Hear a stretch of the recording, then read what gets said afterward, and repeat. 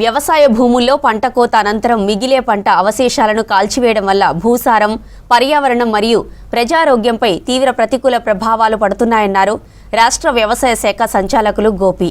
తాత్కాలిక సౌలభ్యం కోసం పంట వ్యర్థాలను తగులబెట్టడం రైతులకు దీర్ఘకాలంలో ఆర్థిక నష్టాలను కలిగిస్తుందని ఆయన హెచ్చరించారు. గౌరవ వ్యవసాయ శాఖ మంత్రివర్యుల ఆదేశాల మేరకు రాష్ట్రంలోని వ్యవసాయ విస్తరణ ఏఈఓలు, ఏఓలు పంట అవశేషాల దహనం వల్ల కలిగే నష్టాలపై రైతులకు విస్తృత అవగాహన కల్పించాలని సంచాలకులు ఆదేశించారు. ఈ సందర్భంగా క్షేత్రస్థాయి అధికారులకు ప్రత్యేక ఆదేశాలు జారీ చేయడంతో పాటు రైతులకు పలు ముఖ్య సూచనలు చేశారు.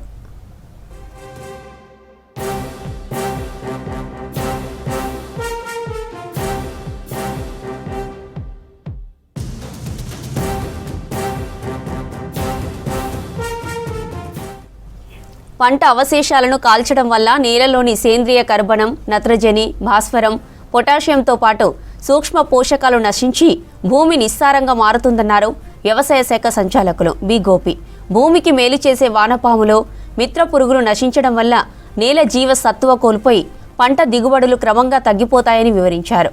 పంట వ్యర్థాల దహనం వల్ల విడుదలయ్యే కార్బన్ మోనాక్సైడ్, మిథేన్ వంటి వాయువులు గాలి కాలుష్యాన్ని పెంచి ఆస్తమా, శ్వాసకోశ సమస్యలకు దారితీస్తాయన్నారు. ముఖ్యంగా గర్భిణీలు, చిన్నపిల్లలు మరియు వృద్ధులు ఆరోగ్యంపై తీవ్ర ప్రభావం చూపుతాయని తెలిపారు. అలాగే రోడ్లపై పొగమంచు ఏర్పడి దృశ్యమానత తగ్గడంతో ప్రమాదాలు సంభవించే అవకాశం ఉందని హెచ్చరించారు.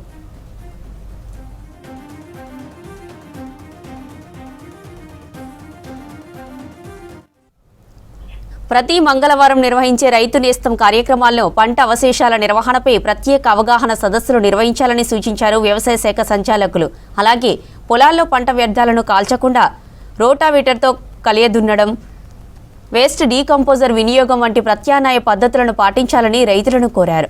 రైతులు పర్యావరణ పరిరక్షణలో భాగస్వాములు కావాలని, భూమి ఆరోగ్యాన్ని కాపాడుకుంటూ సుస్థిర వ్యవసాయం దిశగా ముందుకు సాగాలని ఆకాంక్షించారు వ్యవసాయ శాఖ సంచాలకులు బి గోపి.